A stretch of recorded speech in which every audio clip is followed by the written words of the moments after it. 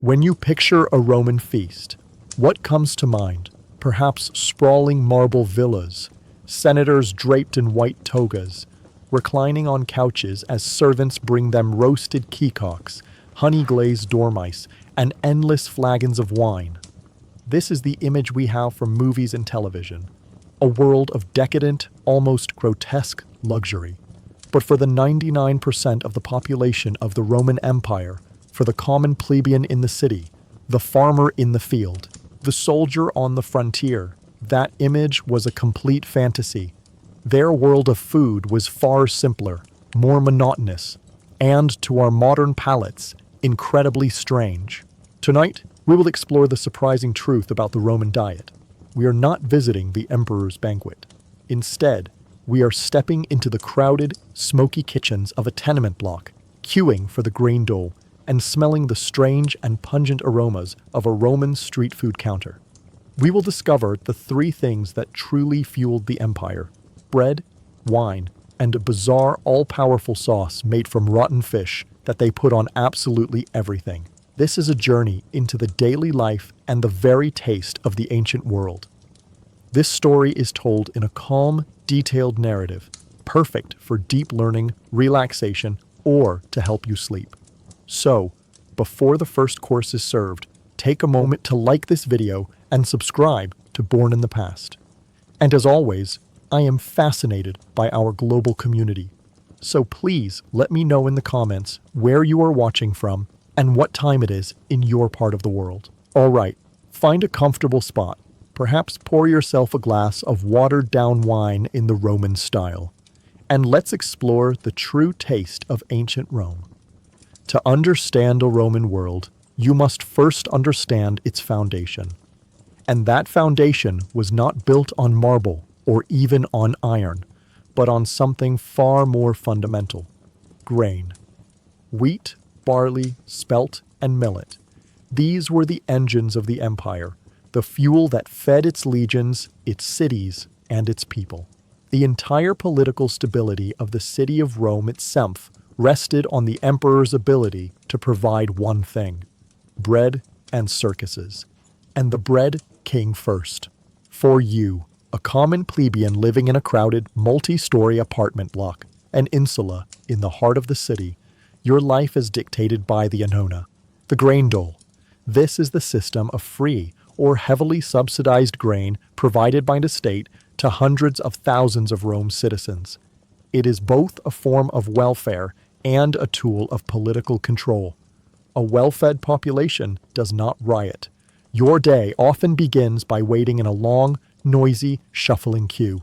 You stand with your neighbors, clutching a token that proves your right to a ration, waiting for your turn at the great warehouses where the grain is distributed. The grain itself has traveled thousands of miles, a testament to the power of the empire, shipped in great fleets from the fertile fields of Egypt and North Africa, the bread baskets of Rome. The portion you receive is meant to sustain you and your family. It is the most important ingredient of your entire existence. But what do you do with this grain? For many centuries of Roman history, the answer was simple: you make porridge. The true, ancient, national dish of Rome was not pasta or pizza, but pulse. It was a thick, simple porridge, most often made from emmer wheat or barley. The preparation was the very definition of simplicity. The grains were crushed or milled into a coarse flour, then boiled in water with a pinch of salt until thick. That was it. This was the food that fueled the legionaries who conquered the world. It was the food that sustained the farmers who worked the fields of Italy. It was the food you eat for dinner most nights. It is bland, heavy, and filling. It sits in your stomach like a worn stone, warding off the worst of the hunger pangs. Sometimes, to add flavor and nutrients, you might mix in whatever else you have: some beans, a few chopped greens, or a small piece of cheese. But the foundation is always the same: the bland, comforting, and deeply monotonous taste of pulse. As Rome grew wealthier and more sophisticated, Bread, or panis, began to replace porridge as the staple. But you, living in your cramped apartment, have no oven. To bake bread at home would be an unthinkable fire hazard, a risk that could burn down your entire tenement block. So, you take your portion of flour to one of the city's many commercial bakeries. Here, you see the class divisions of Rome written in flour. You hand your coarse, grayish, whole grain flour to the baker.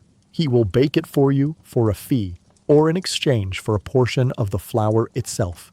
The bread you get back is panis rusticus, or panis plebeius, a rustic plebeian loaf. It is dark, heavy, and dense, its texture often gritty with bits of chaff or even tiny particles of stone from the mill. But as you wait, you see the servants of the wealthy arriving. They carry sacks of the finest, whitest, most expensive flour, sifted multiple times to remove all the bran and impurities. From this, the baker creates panis candidus, a brilliant white, soft and light bread that is a powerful status symbol. To eat white bread is to show the world that you are wealthy enough to afford not just the grain, but the immense labor required to refine it. Your dark, heavy loaf provides sustenance. Their white, airy loaf provides prestige. You take your bread home. This, along with some olives, a piece of cheese, and some watered-down wine, will be your meal. It is not the food of legend. It is not a feast for the senses. But it is the food of survival. It is the grain that holds the empire together. A life of bread and porridge alone would be a bland existence. The Romans had a secret ingredient, a single, powerful, and utterly bizarre sauce that they put on everything to make the blandness bearable. A sauce made from the intestines of rotten fish. A life of plain porridge and coarse bread would be a bleak existence indeed. And while the Romans were nothing if not practical, they were also human. They craved flavor. They craved something to cut through the monotony. We have our ketchup, our mustard, our soy sauce. The Romans had something far more potent, far more versatile, and, to our modern sensibilities, far more disgusting. They had garum. It is impossible to overstate the importance of this sauce. It was not just a condiment. It was the culinary soul of Rome. It was in everything, used by everyone, from the legionary on the frontier to the emperor in his palace. It was the taste of home, and it was made from the guts, blood, and intestines of fish, left to rot in the sun for months. Imagine a great open-air factory on the coast of Spain or North Africa. The air for miles around is thick with an eye-watering, throat-closing stench of decay, a smell so powerful it would make a modern city declare a state of emergency. Here, great stone vats, like shallow swimming pools, are filled with a gruesome slurry. Enormous quantities of small, oily fish like mackerel, anchovies, and sardines are thrown in, whole. To this, the workers add the entrails, gills, and blood of larger fish like tuna. It is a stew of fish offal. This mixture is then layered with immense quantities of salt, which draws out the moisture and prevents the growth of the truly deadly bacteria.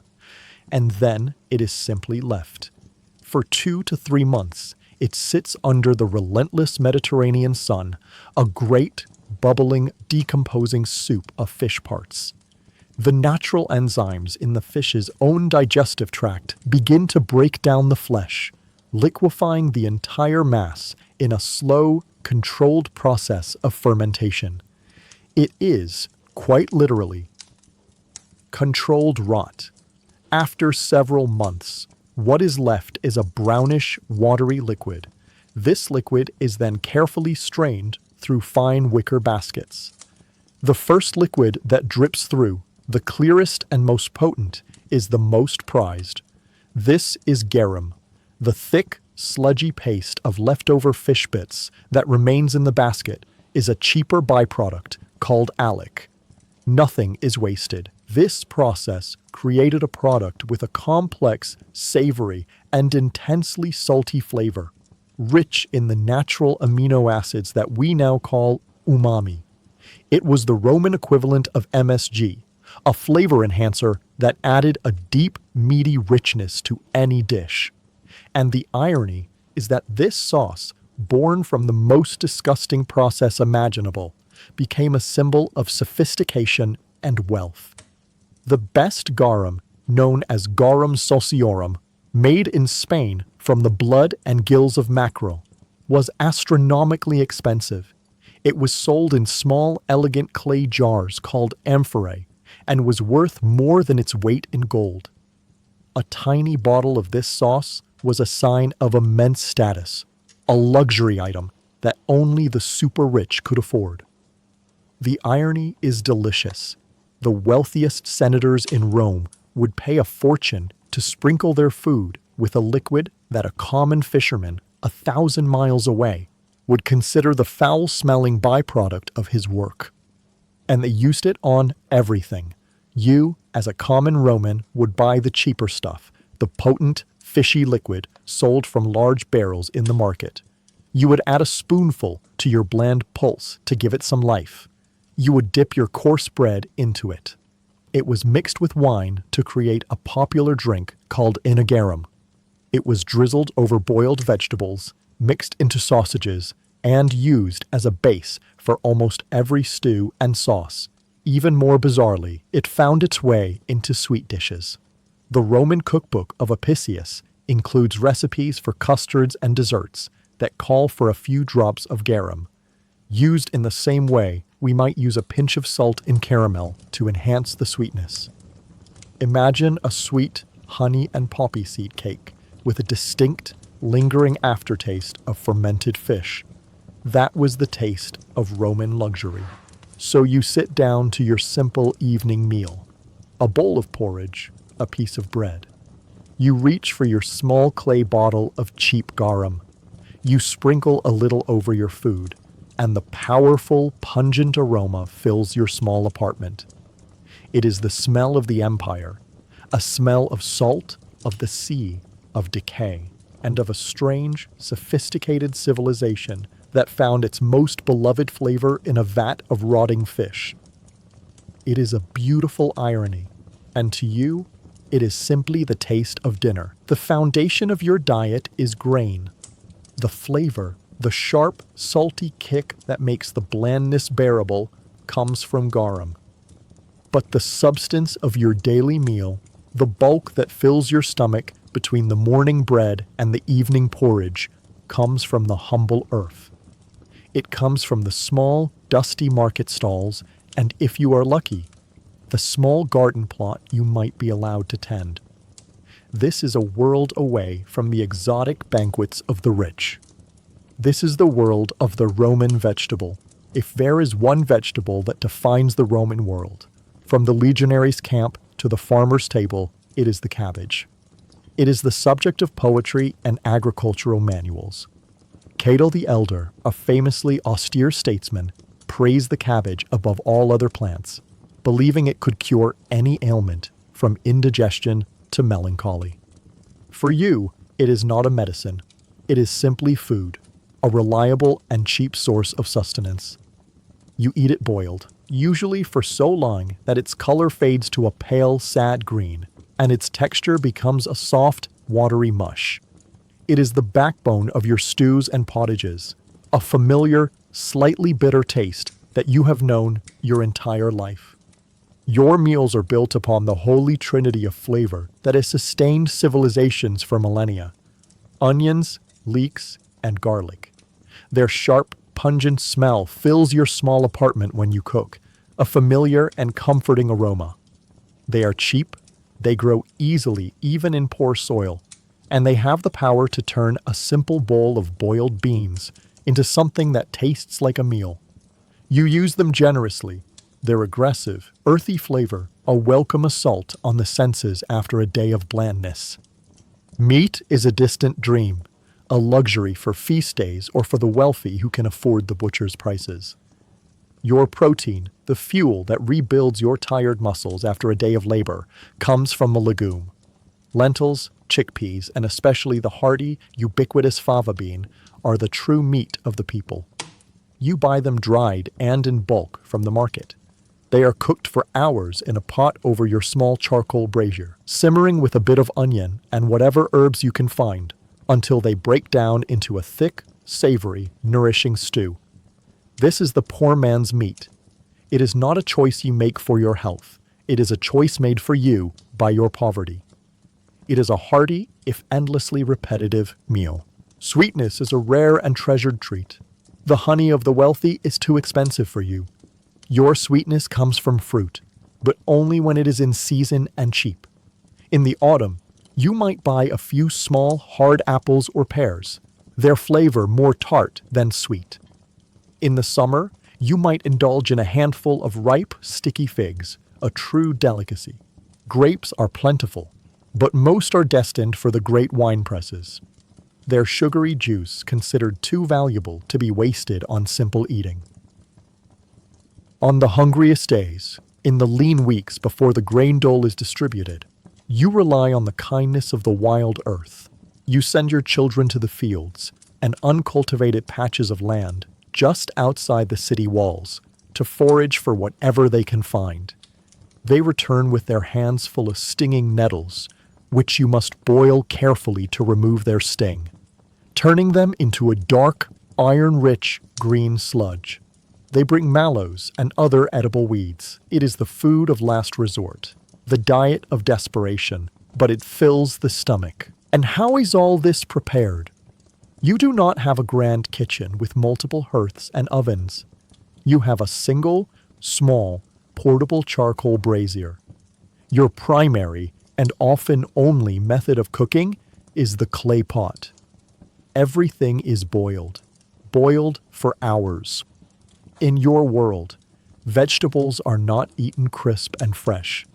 They are cooked until they are soft, tender, and have surrendered all their individual flavor to the communal pottage. The goal is not to savor the delicate taste of a single ingredient, but to create a single, homogeneous, hot and filling meal from whatever you have. This is the reality of your plate. It is a world of boiled cabbage, of bean and lentil porridge, of dark, coarse bread. It is a diet designed for survival, not for pleasure. And to wash it all down, to bring a moment of joy and oblivion to the end of a long day, you turn to the second great pillar of the Roman world. A substance as essential as grain, but far more celebrated: wine. To be Roman is to eat bread, but just as importantly, to be Roman is to drink wine. Wine is more than a beverage. It is a symbol of civilization itself, a gift from the god Bacchus, a fundamental part of your identity. The vast, sun-drenched vineyards of Italy, Gaul, and Spain are the lifeblood of Roman culture. Their produce shipped in 1,000,000 clay amphorae to every corner of the empire. But the wine you drink, the wine that flows through the veins of the city, from the legionary's cup to the emperor's goblet, is not what you might imagine. The first and most important rule, a rule that separates a civilized Roman from a savage barbarian, is that you never drink your wine pure. To drink wine undiluted, or merum, would be seen as a sign of extreme alcoholism, a shocking act of rustic ignorance. Pure wine is for barbarians who lack the grace for proper living, or it is for religious rituals, a direct offering to the gods. It is not for the throats of civilized men. In your small apartment, at the end of a long day, you perform the daily ritual. You take your clay jug of cheap red wine bought from a local tavern for a few copper coins. You pour a portion into a larger mixing bowl, a small version of the great crater used at dinner parties. Then you add water, brought in a jug from the nearest public fountain. The ratio depends on your mood, the quality of the wine, and how much you have left. Perhaps 3 parts water to 1 part wine, perhaps 4 to 1. You stir the mixture, creating your daily beverage. The wine itself is a world away from the fine vintages of the future. It is likely young, harsh, and acidic. Having been stored and transported in clay amphorae sealed with pine pitch, it often carries a faint, resinous taste. It is not a drink for savoring complex notes of fruit and earth. It is a source of calories, a way to forget the aches of the day, and a way to make the water safe. For the water in Rome is a constant risk. The great aqueducts are marvels of engineering, bringing millions of gallons of fresh water into the city every day. But by the time that water reaches the public fountain in your crowded, dirty neighborhood, its purity is questionable. The fountains can be contaminated, the great basins a breeding ground for sickness. A drink of plain water from the wrong source can lead to a week of the flux. A debilitating bout of dysentery that can easily kill a child, an old man, or even a strong man weakened by labor. But you know, through instinct and tradition, that mixing the water with wine makes it safer. The alcohol and the acids in the wine have a powerful antiseptic quality, killing the unseen poisons and germs that lurk in the water. Every cup of watered-down wine you drink is an act of self-preservation. It is your daily dose of medicine. On a good day, a day when you have an extra coin, you might indulge in a cup of mulsum. It is a popular drink, a sweeter, richer concoction of wine mixed with rich honey. A beverage served at the beginning of the fine dinner parties you only hear stories about. For you, it is a rare treat, a taste of luxury. Other, more exotic wines are flavored with everything from roses, rosatum, to violets, or even spices from the distant east. You remember your time in the legions, marching through the hot dust of Syria. The daily ration was not wine, but posca. It was a practical, if unpleasant, drink made from cheap, sour wine, little more than vinegar, mixed with water and perhaps some herbs for flavor. It was sharp, acidic, and it cut through your thirst on a long march like nothing else. It was the fuel of the Roman army, a testament to their practicality. You hear stories of the northern provinces, of the Gauls, the Britons, and the Germans. They do not have the grape. They drink beer, cervicia, a cloudy, bitter, foul-smelling brew made from barley. You scoff at the thought, as any true Roman would. Beer is the drink of barbarians, of men in trousers who live in cold, damp lands without the blessing of the sun and the grape. To drink wine is to be Roman. So you sit with your cup of watered-down wine. It is the taste of your world. It is the taste of civilization, of safety, of Rome itself. It washes down the coarse bread and the bean pottage that fill your belly. It is not a luxury. It is, like the grain itself, a pillar of your survival. But what of the true luxuries? What of the food that separates you from the rich as surely as a marble wall? What of meat? The image of the Roman banquet is powerful in our minds.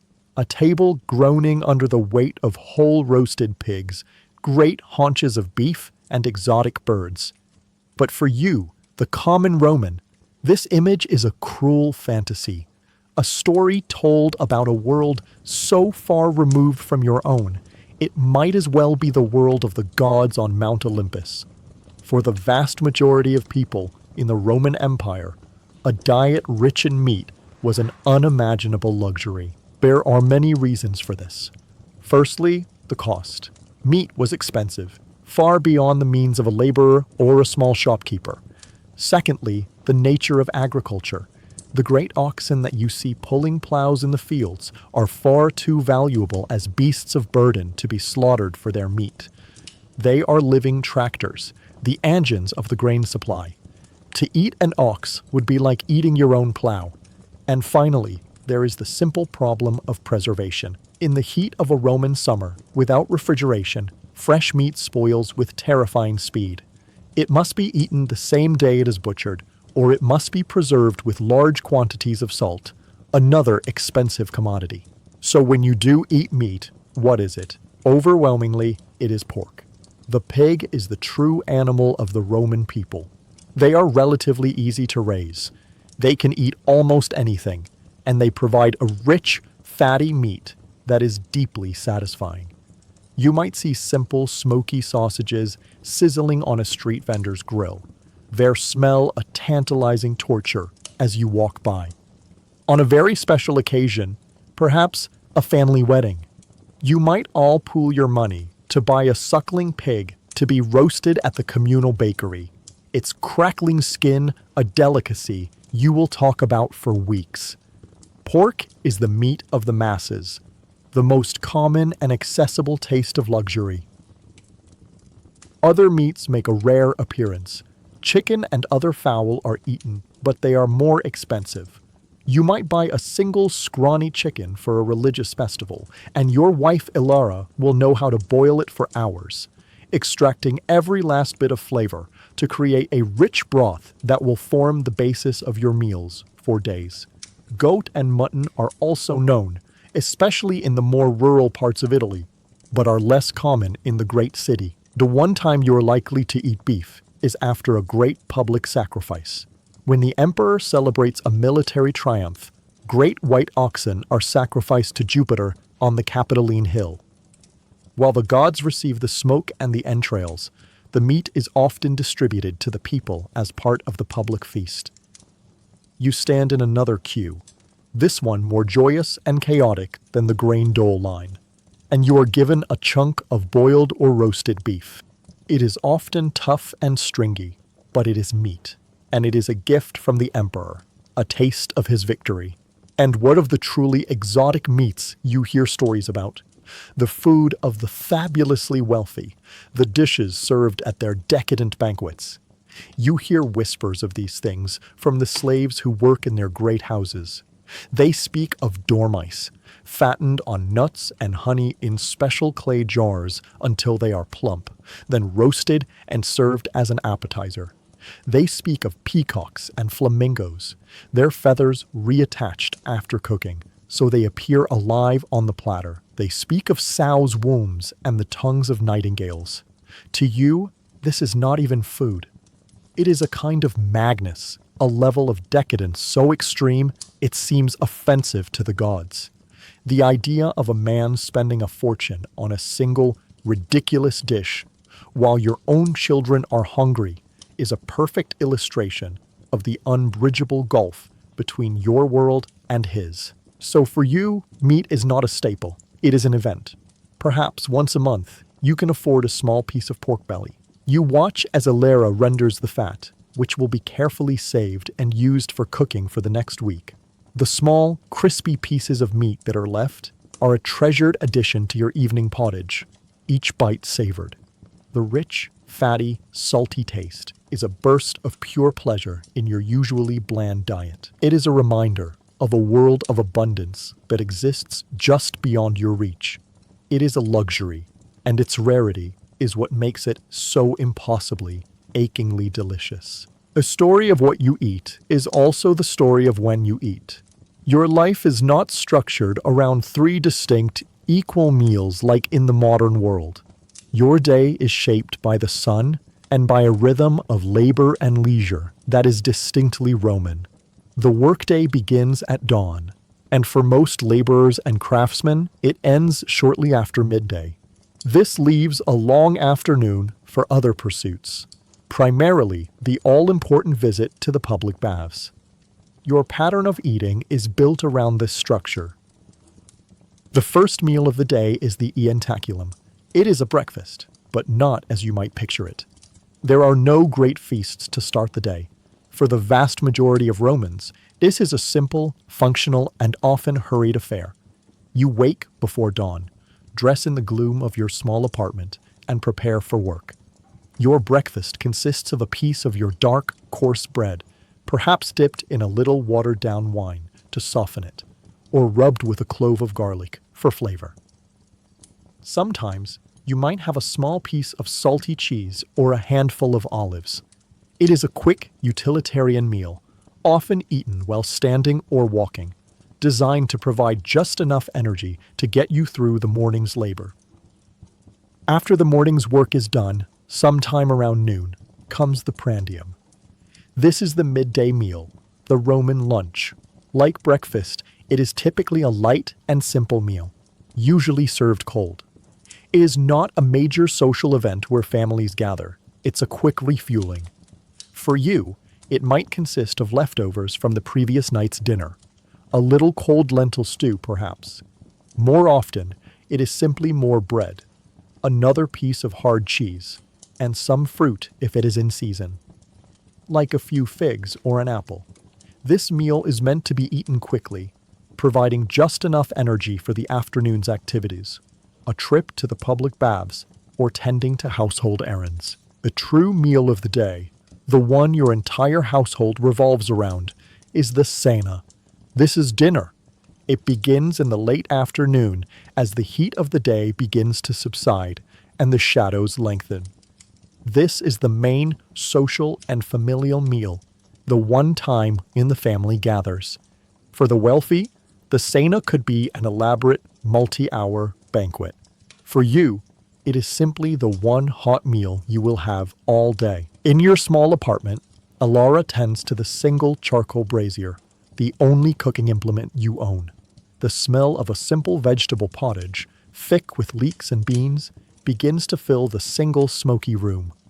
This is your feast. The hot, thick stew is ladled into simple clay bowls. You do not have individual spoons for everyone. Instead, you tear off chunks of your heavy bread to scoop up the mixture. You sit with your family on low stools or on the floor. It is a simple, repetitive meal, the same meal you had 2 nights ago and will likely have again tomorrow. But it is hot, and it fills the aching emptiness in your stomach. It is a moment of quiet, familial comfort in a harsh and unforgiving world. You are together, and you have food. For today, that is enough. You know from the stories and the gossip you hear at the market that for the rich, the cena is something else entirely. It is a theatrical performance of wealth and status that can last for many hours. They do not sit at a table as you do, but recline on elegant couches in their dining rooms or triclinia. They are served course after course by an army of slaves. They begin with the gustatio, an appetizer of eggs, shellfish, salads, and dormice.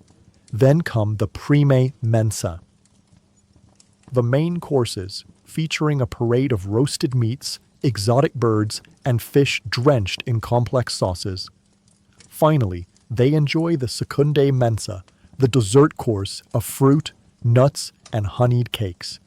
Their dinner is a spectacle, a display of power. Yours is a tool for survival. You finish your simple bowl of pottage. The warmth spreads through you. This daily rhythm of eating, a quick, dry bite in the morning, a cold and simple lunch, a single, hot, humble dinner, is the rhythm of your life. It is the culinary heartbeat of the common Roman. But what of the days when you are caught out working late, or when the brazier in your apartment is cold? For that, Rome offers another solution, a world of steaming pots and instant gratification. Found on every street corner, the Roman fast food counter. Your small, cramped room in the great tenement block, your insula, is your home and your shelter. But there is one thing it does not have, a kitchen. Like thousands of your fellow city dwellers, you live in a multi-story building made of cheap timber and brick, a structure that is a constant, terrifying fire hazard. Open flames for cooking are forbidden by the landlord and by law. To cook a hot meal at home requires a small, smoky, and dangerous charcoal brazier, a risky undertaking that can easily suffocate a family in their sleep or set the entire building alight. So on many days, when you are too tired from work to bother with the risk, or when you simply crave a hot meal instantly, you turn to the beating heart of Roman popular cuisine, the street food counter. All across the city, on nearly every busy street corner and in every great public square, you find them. They are the thermopolia, the places where something hot is sold. They are the fast food restaurants of the ancient world, a vital and ever-present feature of urban life, feeding the vast population of Romans who had no means to cook for themselves. You approach one on a cool evening. It is an L-shaped counter, open to the street, its surface often covered in simple, decorative marble. Great round clay pots, called dolia, are sunk directly into the counter itself. Beneath them, a charcoal fire, expertly tended by the proprietor, keeps the contents of the pots hot and steaming all day long. The wall behind the counter is often painted with simple, colorful frescoes depicting the food on offer. A string of sausages, a bowl of fruit, a hanging amphora of wine. It is a visual menu for a largely illiterate clientele. The smell is what draws you in. It is a rich, savory, and enticing aroma of simmering stews, frying meat, and warm, spiced wine that cuts through the general grime of the city streets. The proprietor, a stout man with a stained tunic and a loud, booming voice, calls out his offerings to the passers-by. You have a few extra coins from a day of hard work at the docks. You step up to the counter. The choices are simple, hearty, and cheap. In one great pot is a thick lentil stew, bubbling with chunks of vegetables. In another, a bean pottage, much like the one you would make yourself. A grill at the end of the counter sizzles with small, spicy pork sausages. Hanging from a hook are strings of small fried fish. Today, you feel extravagant. You pay for a bowl of the lentil stew, a small sausage, and a chunk of bread to go with it. There is no seating, no quiet table to enjoy your meal. The thermopolium is a place for fast, standing consumption. You stand to the side amidst the noisy, bustling crowd of your fellow Romans, other laborers, messengers, off-duty soldiers, travelers just arrived in the city. This is the great melting pot of Rome, all of you united by a common need for a quick, hot, and cheap meal. You dip your bread into the hot, thick stew. The lentils are soft, the vegetables mushy.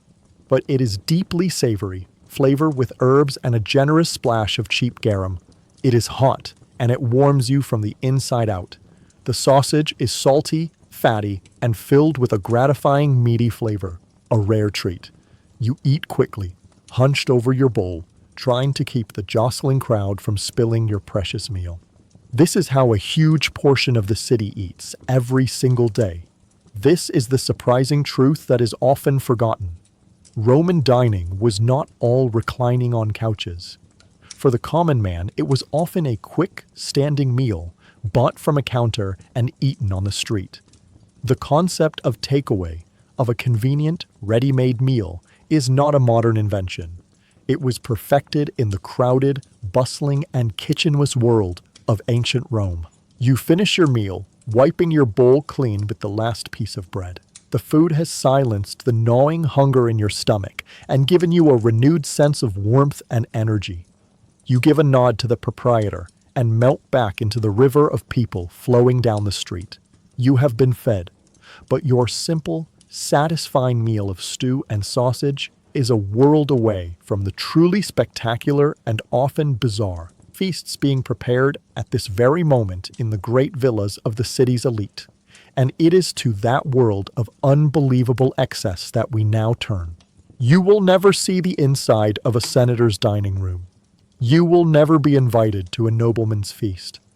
The world of the elite is as distant and as alien to you as the world of the gods. But you hear the stories. Your cousin, who is a slave in the household of the wealthy Senator Valerius, sometimes tells you tales in a hushed, awed voice. He speaks of the cena, the dinner party, and he describes a spectacle of wealth so vast and so strange that it defies your belief. A meal, he tells you, does not begin with the food. It begins with the room itself, the triclinium. The guests do not sit upright on chairs like common folk. They recline, 3 to a couch, on 3 great plush couches arranged in a U-shape around a low central table. To recline while eating is the ultimate sign of status. a physical declaration that you are a man of leisure, not a laborer who must sit up straight to eat his simple meal. The walls of the room are covered in vibrant frescoes, paintings of scenes from Greek myths, of gods and goddesses lounging in gardens, their world a mirror of the diner's own. The meal begins with the gustatio, the appetizer course. It is a parade of small, intricate dishes designed to delight the palate and impress the guests. Your cousin speaks of trays laden with sea urchins, raw oysters packed in snow brought down from the mountains, and eggs served with complex sauces. And he tells you, his eyes wide, of the delicacy prized above all others, the edible dormouse. He describes how these small animals are kept in special, large clay jars in the dark, and fed a rich diet of walnuts and chestnuts until they are fat and plump. They are then roasted and glazed with honey and poppy seeds, a single, crunchy, sweet and savory bite for each esteemed guest. But it is the main courses, the prime mensae, that are pure theater. The goal, your cousin explains, is not always flavor, but spectacle. It is about astonishing the guests, about demonstrating a level of wealth so immense that it borders on the absurd. He describes a dinner where a whole wild boar was carried in on a massive silver platter. The host, with a dramatic flourish, plunged a knife into the boar's belly, and a flock of live birds, thrushes, flew out, fluttering in panic around the room as the guests laughed and applauded. He speaks of dishes designed to trick the eye and the mind. A fish served with one half looking boiled and the other half looking fried. A great platter designed to look like the 12 signs of the zodiac, with each sign represented by a different food item. A lobster for Scorpio, a small fish for Pisces, a bull's testicle for Taurus. He talks of the bizarre delicacies sought by the most decadent emperors and nobles, the tongues of flamingos, the brains of ostriches, the wombs of a sow that has just given birth. This is not about nourishment. It is a competition. It is a way for the host to tell a story about his own power, to prove that there is nothing on earth, no matter how rare or strange, that he cannot afford to have killed and served on a platter for his own amusement. The stories say that these wealthy Romans would leave the room to vomit in a special place, the vomitorium, so that they could return to the feast and eat more. Your cousin laughs at this. That, he says, is a myth. The vomitorium is simply the name for the great entrance and exit passages in the amphitheater. But the truth, he says, is that some of the most gluttonous guests, after hours of feasting, would indeed make themselves sick, calling for a slave with a feather to tickle their throat so they could purge their stomachs and make room for the next course. It was seen as a sign of a truly powerful appetite, a mark of extreme decadence. Finally, after hours of eating and entertainment from musicians, poets, and acrobats, comes the secundae mensae, the dessert course. It consists of fresh fruits, nuts, and elaborate honey-sweetened cakes and pastries. But the evening is not over. Now, with the food cleared away, begins the commissatio, the real drinking party, where the wine flows freely, and not always with water, late into the Roman night. You listen to your cousin's stories, your mind reeling. You think of your own meal, a simple bowl of bean pottage. The gap between your world and theirs is not just a gap. It is a canyon, a vast, uncrossable abyss. They live in a world of pure fantasy, of performative waste and theatrical indulgence, while you live in a world of practical, brutal reality. Their food is a story they tell about their own power. Your food is what keeps you and your family alive until tomorrow. And in the great, sprawling, and complex city of Rome, these two worlds exist side by side, never truly touching. After the main course is finished, after the stew has been eaten and the last piece of bread has been used to wipe the bowl clean, comes the desire for something sweet. For the wealthy Roman reclining at his banquet, this signals the arrival of the secundae mensae, The second table, a course dedicated to fruit, nuts, and sweet cakes. But for you, the common Roman, the concept of a separate, expected dessert course is a foreign one. Sweetness is not a right. It is a rare and precious treat. Your world is a world without sugar. The vast sugarcane fields of the Caribbean and Brazil are thousands of years in the future. The humble sugar beet is just a root vegetable, its sweetness untapped. The primary, most powerful, and most prized sweetener in your entire world is honey. Beekeeping, or apiculture, is a respected and common practice, but producing high-quality honey is a skilled art. The finest honey, a golden, fragrant liquid from the thyme-covered slopes of Mount Hymettus in Greece, is a legendary luxury, sold for exorbitant prices in the market. The honey you might occasionally afford is a simpler, darker, local honey, perhaps from a farmer who keeps a few hives behind his house. It is a valuable commodity, used more as a medicine for coughs and wounds than as a casual ingredient. To have a small pot of honey in your larder is a sign of modest prosperity. But the most common sweetener for the masses is not honey. It is the gift of the grape, used in a different way. You have seen it made. Great vats of mustum, the freshly pressed, unfermented juice of grapes, are boiled down slowly over a fire. As the water evaporates, the sugars concentrate, creating a thick, dark, intensely sweet syrup. Depending on how much it is reduced, it is called defrutum or sapa. This is the poor man's honey. It is a cheap and plentiful sweetener, used to preserve fruit, to glaze the occasional piece of pork, or to add a touch of sweetness to a bland porridge.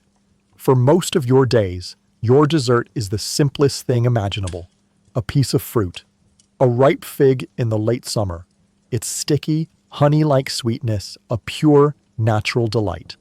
A small, hard pear in the autumn, its gritty texture a welcome change. A handful of grapes eaten with their seeds. These are the simple, seasonal pleasures that mark the passing of the year. What then of the cakes and pastries, the dulcia of the Roman world? They exist, but they are not the light, airy, sugar-filled creations of the future. Lacking refined sugar and effective raising agents, Roman baked goods are typically dense, heavy, and reliant on honey and cheese for their character. You might, on the occasion of a great public festival, buy a special treat from a pastry cook's stall. Perhaps a placenta, a layer cake of thin dough sheets filled with a mixture of soft cheese and honey, all baked together and drenched in more honey upon serving. Or you might buy globuli, an early form of donut. Small balls of dough are deep fried until puffy and golden, then rolled in honey and sprinkled with poppy seeds. You eat them hot, the sticky sweetness, a glorious and rare sensation. But these are for special occasions.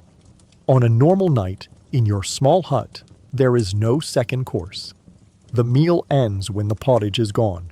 A full stomach is its own reward. And so, you live in a world of muted sweetness. The intense, sugary flavors of the future are unknown to you. Your palate is accustomed to the savory, the salty, the sour, and the bitter. The sweetness you do experience is precious, the natural sugar of a ripe piece of fruit, the complex floral notes of a drop of honey, the dark, syrupy richness of boiled grape must. It is a reminder that in your world, pleasure is not a constant expectation. It is a rare and fleeting gift, a small, sweet moment to be savored in a life that is, more often than not, simply a matter of survival. You have eaten your daily bread. You have seasoned your porridge with a splash of garum. You have drunk your watered-down wine. But have you ever stopped to consider the immense, invisible journey those simple ingredients have taken to reach your bowl? The story of your meal does not begin in a Roman bakery or a local vineyard. For the city of Rome, the story begins 1,000 miles away, across the sea. Rome is a beast. A beautiful, chaotic, magnificent beast with a million hungry mouths. It is the largest city in the world, a sprawling metropolis of stone and marble and crowded tenements that cannot possibly feed itself. The farms of Italy, for all their bounty, are not enough to satisfy its colossal appetite. The city is a hungry god that must be appeased daily, and the offering it demands is grain. The entire political stability of the empire, the very popularity and safety of the emperor himself, rests on the uninterrupted flow of food into the city's belly. This colossal task is managed by the Cura Annone, the imperial office in charge of the grain supply. It is one of the most powerful and vital institutions in the entire empire. Its work begins in the fertile fields of Egypt and North Africa, the personal breadbaskets of the emperor. You have heard the stories from sailors in the taverns near the Tiber. They speak of the great grain fleets that sail from the port of Alexandria each year after the harvest. These are not the sleek warships of the navy. They are great, lumbering merchant ships, the supertankers of their day, with deep hulls and a single, vast sail, designed for one purpose: to carry as much grain as possible. The sailors speak of the perilous crossing, a voyage at the mercy of the winds and waves. A storm can send a ship and its precious cargo to the bottom of the sea. Pirates still haunt the hidden coves of the Mediterranean, always on the lookout for a slow, heavy grain ship. The sinking of a single vessel is a tragedy. The loss of an entire fleet would be a catastrophe, an event that could lead to riots and starvation in the streets of Rome. For a season, perhaps, you find work not in the city, but at its great port, Ostia, at the mouth of the Tiber River. Here, you witness the scale of the operation firsthand. The harbor is a forest of masts. The air is a chaotic symphony of shouting foremen, the creak of wooden cranes, and the babble of 100 different languages from every corner of the known world. Your job is simple, back-breaking labor. You are a sack hauler. From dawn until dusk, you walk up and down gangplanks, a heavy sack of Egyptian wheat on your shoulder, its rough burlap chafing your skin.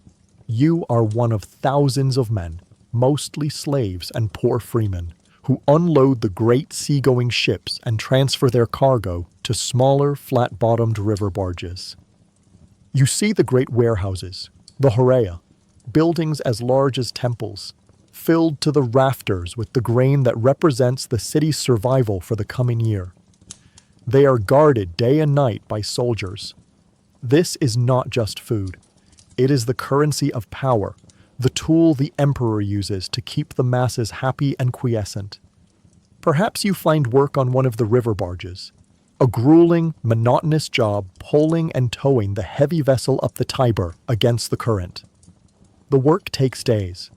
As you slowly make your way up the river, you pass the magnificent countryside villas of the wifey, their marble columns gleaming in the sun, their lush gardens stretching down to the water's edge. It is a world away from the grit and sweat of your own life, a life spent ensuring that the owners of those villas and a million other people have bread for their tables. You come to understand that the might of Rome is not just in its legions. It is here, in this incredible, unending logistical chain. It is in the farmers of the Nile, the sailors who brave the sea, the thousands of laborers like you who unload the ships, and the bureaucrats who manage the distribution. The emperor's greatest worry is not a barbarian army on a distant frontier, but the mood of the mob in the forum. And the mood of the mob depends on the arrival of your barge, and the 1,000 others like it. You are not just poling a boat. You are ensuring the stability of an empire. Finally, you arrive in Rome. The grain is unloaded and taken to the state granaries, ready to be distributed to fill the bowls of 1 million people like you. You have been a part of the great machine, the vast digestive system of the beast. You have seen how the empire feeds its own heart. And after your long journey, you are hungry. You have seen the gladiators. In the great amphitheater, You have watched them stride onto the hot sand, their bodies gleaming with oil, their muscles seemingly carved from stone. They are the superstars of your world, figures of both adoration and condemnation, slaves who live like gods for a brief, violent season. Their bodies, you think, must be the product of a perfect diet, a regimen of the finest meats and strengthening foods. But here, too, the truth is surprising, and far less glamorous than the myth. The gladiators had a nickname, a title given to them by the common people. They were not called the lions of the arena or the swords of Mars. They were called horderi, the barley men. This simple name reveals the great secret of the gladiators' diet. The foundation of their strength did not come from vast quantities of meat. It came from the same humble source as your own, grain. But their diet was even more specific. A carefully controlled regimen designed not for simple survival, but for a very specific kind of performance. Theirs was a diet overwhelmingly rich in carbohydrates: barley, beans, oats, and dried fruit. You have a cousin who works as a cook in the Ludus, the gladiator school run by a man named Lentulus. He tells you stories of the kitchens there. He speaks of enormous pots, constantly bubbling with a thick, heavy porridge of barley and fava beans. This is the gladiator's main meal, day after day.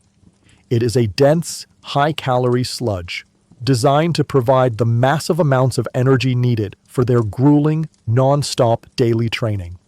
But the diet has another, more surprising purpose. Your cousin tells you that the goal is not to create lean, perfectly defined muscles like you see on a statue of a god. The goal is to build a layer of subcutaneous fat over those powerful muscles. This layer of fat, he explains, is a form of armor. In the arena, most wounds are not deep, killing blows. They are shallow, glancing cuts from the edge of a sword or the tip of a spear.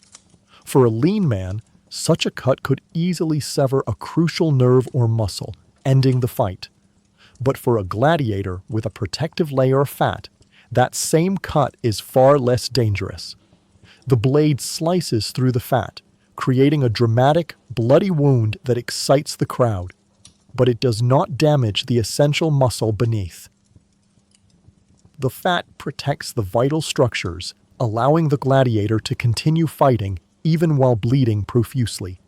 Their diet is designed to make them not just strong, but durable. It is designed to make their fights last longer, to be more entertaining, more bloody, and therefore more profitable for their masters.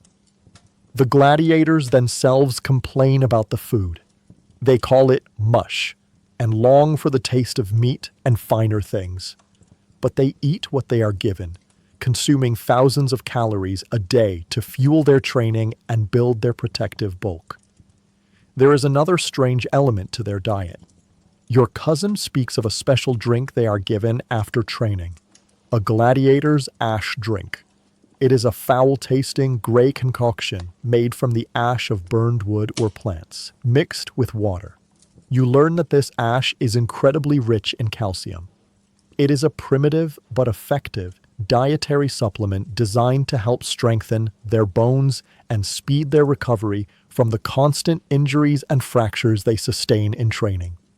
They are not just being fed, their bodies are being scientifically managed, like prize livestock, for maximum performance and durability in the ring. So when you sit on the stone benches of the amphitheater and you see that famous gladiator, his body a monument of power and seeming perfection, you know the truth. You see the way his flesh absorbs a shallow cut that would cripple a normal man. You see the immense stamina that allows him to fight for 20 minutes under the searing sun, and you know that the secret to his strength is not just in his training. It is in the humble bowl of barley porridge he ate that morning, the same simple food that fills your own belly, but used here for a much different and far more brutal purpose. His body is not a temple. It is a carefully constructed machine. fueled by the cheapest, most efficient energy source the Empire knows, all designed to put on a good show before the inevitable final conclusion. The food of Rome is the food of the city, a world of bakeries, street vendors, and complex supply chains. But the Roman Empire was not one in the Forum or the Senate House. It was one on its distant frontiers, by the relentless, disciplined marching of its legions. The food that fueled this great military machine was a different beast entirely, a diet designed not for comfort, but for maximum efficiency and endurance in the harshest of conditions. You are no longer a plebeian in a crowded tenement.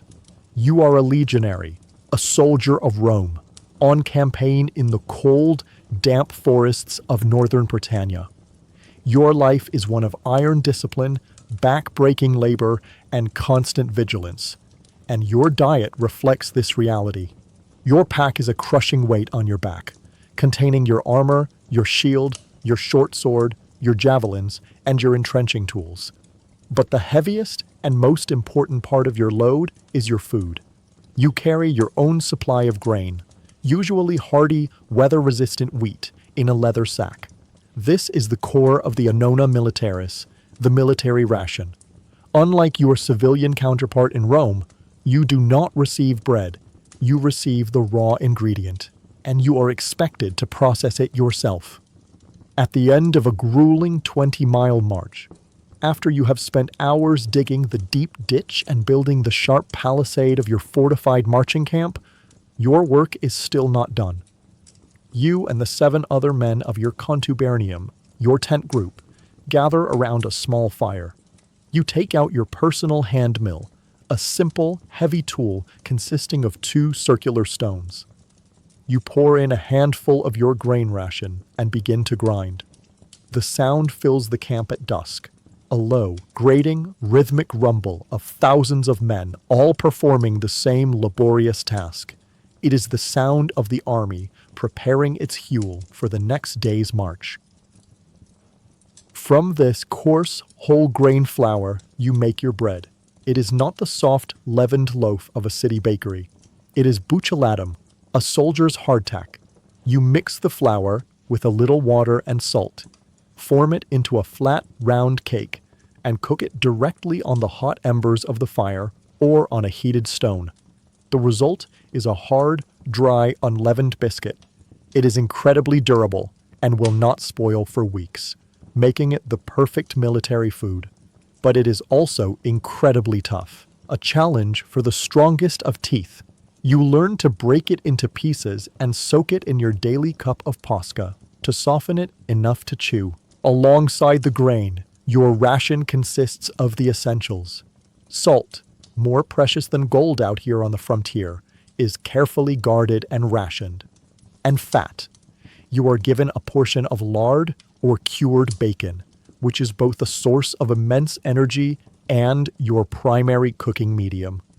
One of the great pleasures of your day is to fry a slice of this salty bacon over the fire and let the hot, savory fat drip onto your piece of hardtack.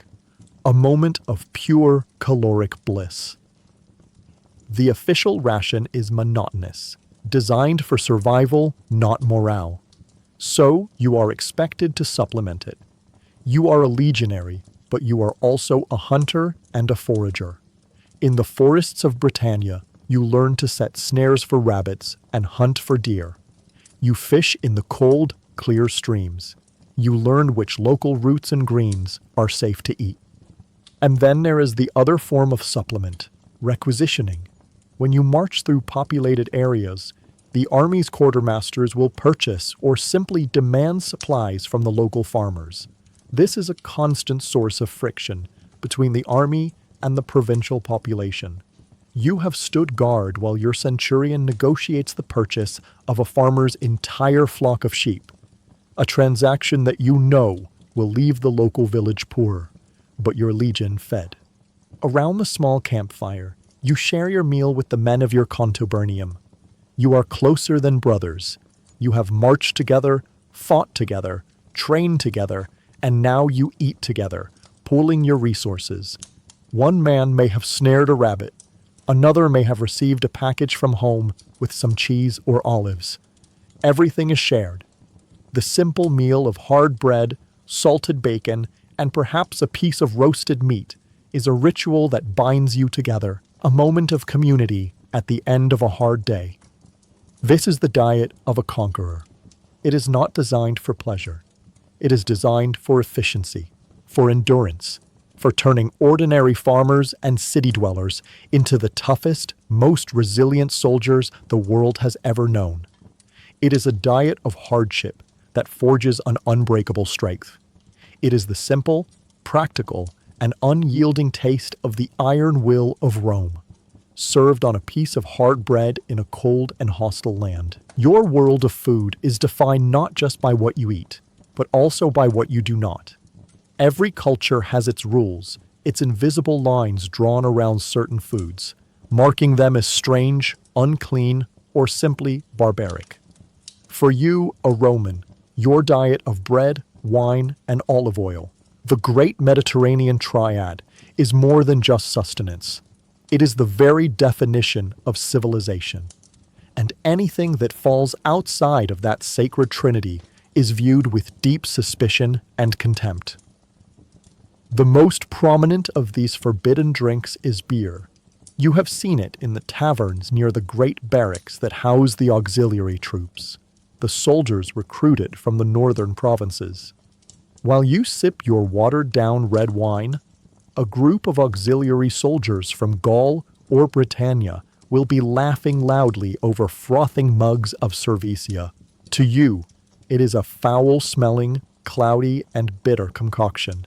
The Roman writers, men like Tacitus, describe it with disdain as a crude barley wine, the drink of savage peoples who live in cold, damp lands where the noble grape cannot grow.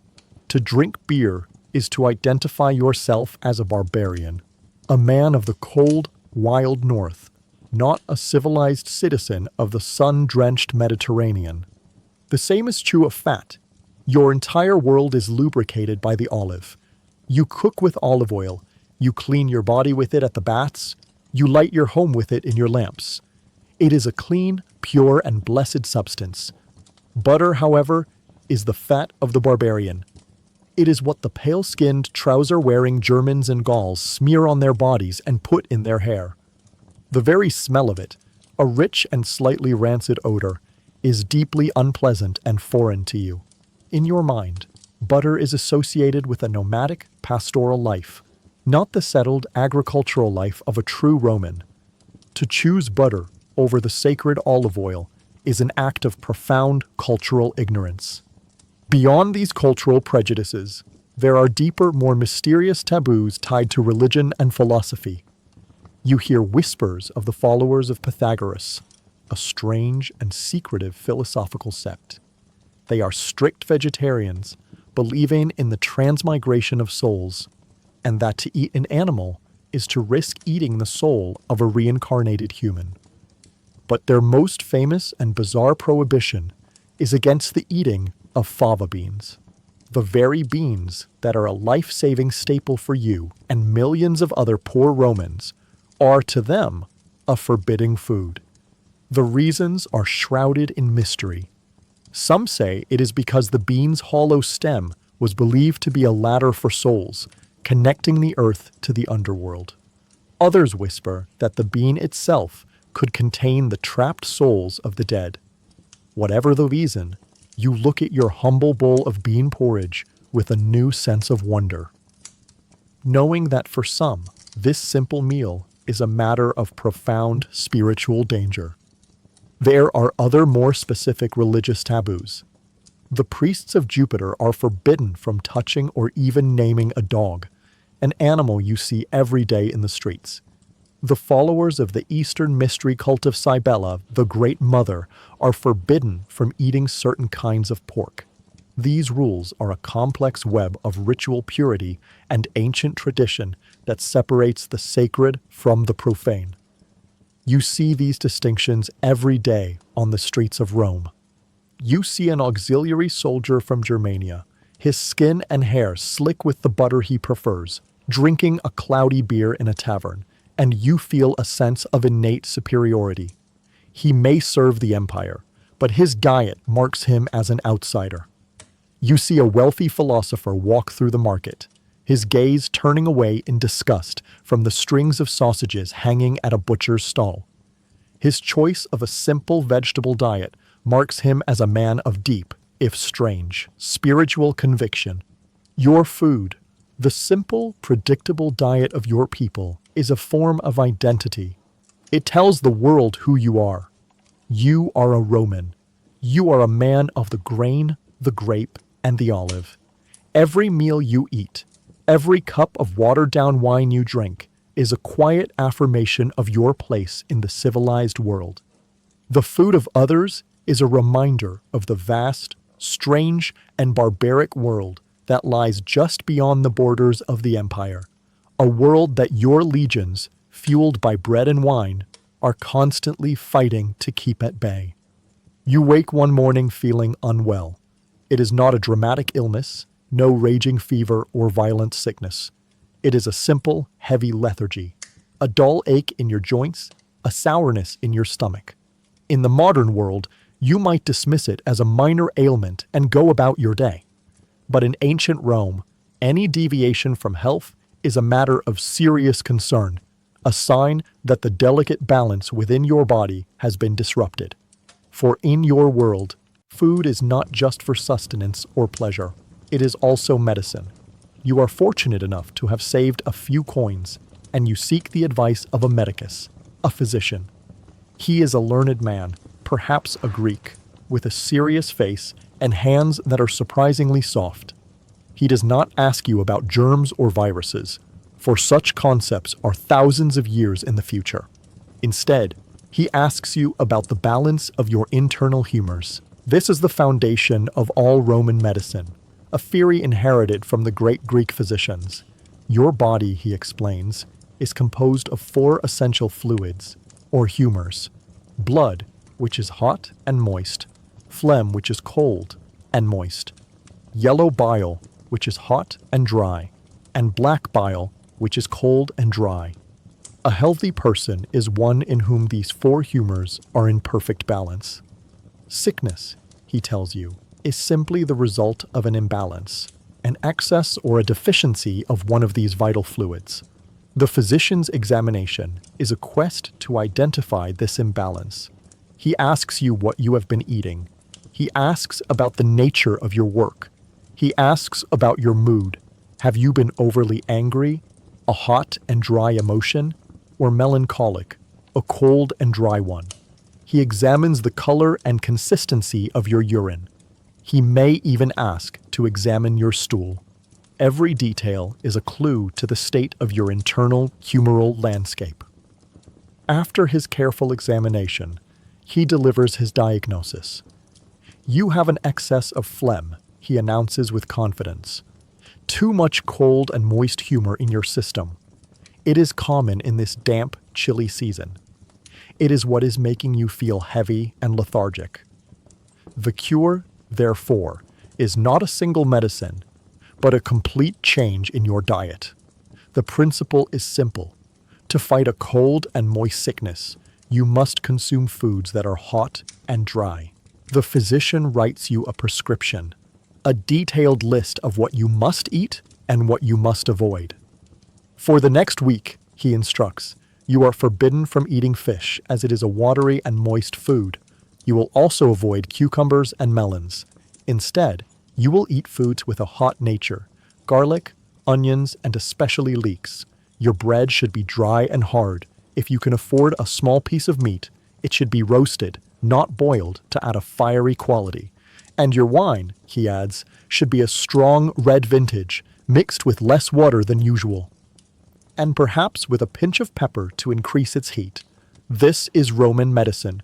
It is a complex system of balancing opposites, a belief that the entire universe, from the stars in the sky to the vegetables in your garden, is governed by these properties of hot, cold, moist, and dry. Food is the primary tool used to tune the instrument of the human body. You return home and begin your new regimen. Your meals now consist of bread rubbed with pungent garlic, and a simple pottage made not with beans, but with roasted leeks and onions. The flavors are sharp, fiery, and active. You follow the physician's orders with absolute faith. This system gives you a sense of control. Your sickness is not a random affliction from an angry God or a curse from a jealous neighbor. It is a logical, understandable imbalance within your own body, and you possess the tools to correct it. You see this philosophy everywhere. You see mothers giving their feverish children cold foods like lettuce and barley water. You see old men with arthritic, cold joints eating hot foods like peppers and mustard greens. Sometimes, if the imbalance is too great, a physician might resort to more direct methods. Bloodletting or phlebotomy is common. If a man is suffering from an excess of blood, the hot and moist humor, a small incision is made in his arm and a quantity of blood is drained into a bowl, an attempt to physically remove the excess humor and restore balance. It is a brutal and often weakening procedure, but in the logic of the four humors, it makes perfect sense. For now, you stick to your diet of hot and dry foods. After a few days, whether because of the food, the placebo effect of the physician's care, or simply the natural course of your minor ailment, you begin to feel better. Your energy returns. The dull ache in your joints subsides. You are rebalanced. You now understand that for a Roman, the line between the kitchen and the apothecary is almost non-existent. Every meal is a medical decision. Every ingredient has a hidden property that can either maintain your health or push you towards sickness. To eat is not just to live. It is to constantly practice the intricate and vital art of balancing the very elements of your own body. If grain was the body of Rome and wine was its spirit, then the third pillar of your world, the substance that lubricated, cleaned, and illuminated your entire civilization, was olive oil. The gnarled, ancient olive tree is a symbol of the Mediterranean itself, a hardy and patient plant that can live for 1,000 years, a living link to the ancestors. For you, its fruit is as essential to your existence as the wheat from Egypt or the grapes from the Italian hillsides.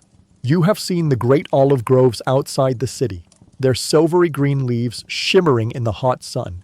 The trees are works of art, their trunks thick and twisted with age, their branches reaching out like the arms of old men. The harvest, in the late autumn, is another period of intense communal labor. You have taken part in it yourself, earning a few extra coins. The work involves beating the branches of the trees with long, flexible poles, causing the ripe olives to rain down onto great nets spread out on the ground below. It is noisy, dusty work, and your shoulders ache from the repetitive motion. But the sight of the nets, filled with the small, dark fruit, is a deeply satisfying one. After the harvest, the olives are taken to the press. You have watched this process, a feat of simple but powerful engineering.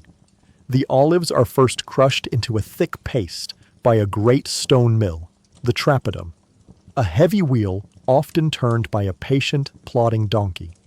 The resulting dark, pulpy paste is then scooped into round, woven reed baskets, which are stacked one on top of the other. This stack is then placed under a massive wooden beam press. As two men turn a great wooden screw, the immense pressure squeezes the oil from the paste, and a stream of greenish gold liquid begins to flow into a collecting vat. The smell is intoxicating, rich, grassy, peppery, and intensely fruity. It is the scent of pure, liquid wealth. But not all oil is created equal. The very first pressing of unripe green olives produces the finest oil, the oleum veride. It is a brilliant green color with a strong, peppery flavor that bites the back of the throat. This is the oil of the wealthy, used to dress their salads and finish their fine dishes.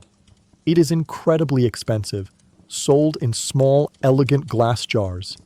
The oil that you use is from the second or third pressing of ripe black olives. It is a more common, yellow oil with a milder, less aggressive flavor.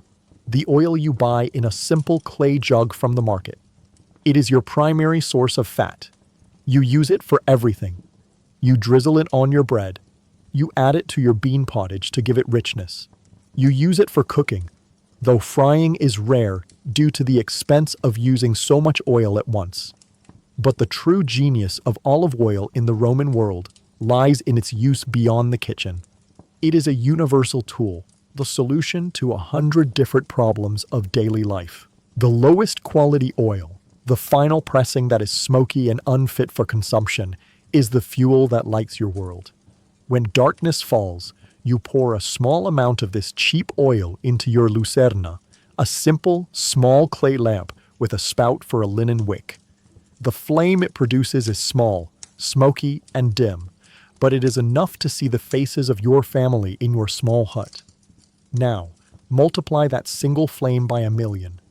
The light of the entire city of Rome. The light that spills from the windows of the tenements and the great villas. The light that allows the city to function after dark is the light of burning olive oil. And it is your soap. You do not wash your body with frothing bars of soap as people will in the future. At the public baths, you enter the warm rooms and you cover your body from head to toe in a layer of this same cheap olive oil. It is a strange sensation, being deliberately coated in grease.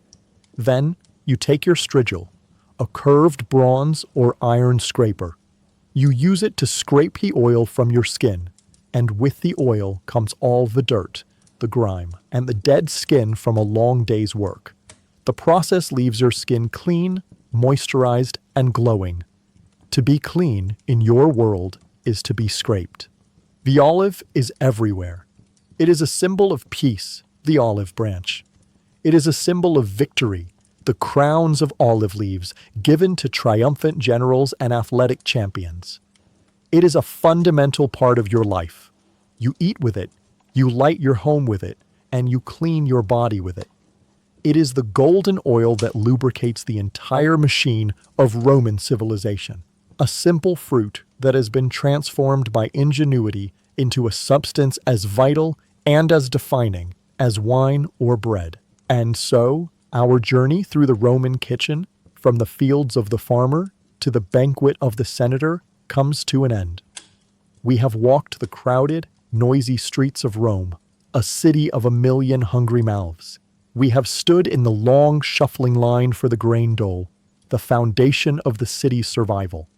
We have peered into the simmering pots of the street food vendors, the source of hot, ready-made meals for the urban masses.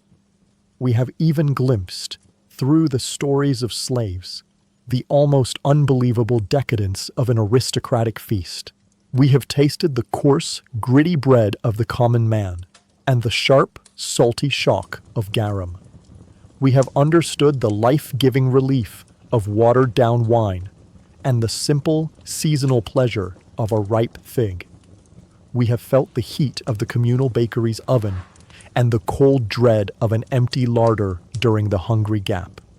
We have explored the strange, carbohydrate-heavy diet of the gladiator, designed to build a body that could endure and entertain. We have marched with the legions and understood the disciplined hardship of their iron rations. We have explored a world where food was not just sustenance, but also medicine, a complex system of balancing the body's humors. And we have seen how what you ate and drank defined you as a civilized Roman, separate from the beer-drinking, butter-using barbarians at the edge of the world. What we have discovered is that there was not one Roman diet, but two, separated by a vast, unbridgeable chasm. There was the diet of the 99%, your diet, a world of porridge, of bean pottage, of boiled cabbage and dark bread. A diet that was monotonous, often inadequate, and defined by a constant, low-level anxiety about where the next meal would come from. A diet built for survival. And then there was the diet of the 1%, a world of performative excess, of roasted dormice and flamingo tongues, of theatrical dishes designed to shock and awe. A diet that was not about survival, but about power. It was a story the elite told themselves and their guests about their own importance, a way to demonstrate a wealth so immense that they could afford to waste it on a single, ridiculous meal.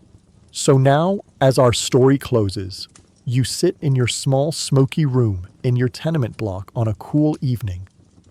The sounds of the great city, the distant shouts, the rumble of a cart on the cobblestones, the murmur of 1,000 lives being lived, drift up from the street below. Before you, on a simple wooden table, is your cena, a humble clay bowl. Inside is a thick pottage of barley and beans. Beside it, a piece of dark bread and a terracotta cup of wine, already mixed with water. But it is no longer just a simple meal. It is now a story. You understand the immense, invisible empire behind this humble bowl. The grain that forms your peerage has traveled 1,000 miles on a perilous sea voyage from the fertile plains of Egypt, part of a logistical miracle that feeds 1 million souls every day. The wine was grown in the hills of Campania, pressed by the feet of other men like you, and shipped to the city in great clay amphorae, the splash of garum that gives the pottage its savory. Salty flavor is the end product of a vast and foul-smelling industry on the coast of Spain. The olive oil you might drizzle on your bread is the fruit of ancient trees that have stood for centuries, their harvest a cornerstone of the entire Mediterranean economy. Your meal is the endpoint of 1,000 journeys, 1,000 labors, 1,000 dangers. It is the taste of the empire itself, concentrated in a single, simple bowl. It is humble, it is monotonous. It will be the same tomorrow and the day after that. But it is here. It is hot, and it is enough to silence the gnawing ache in your belly and give you the strength to face another day of hard labor. And in the harsh, practical, and unforgiving world of ancient Rome, that is the only victory that truly matters.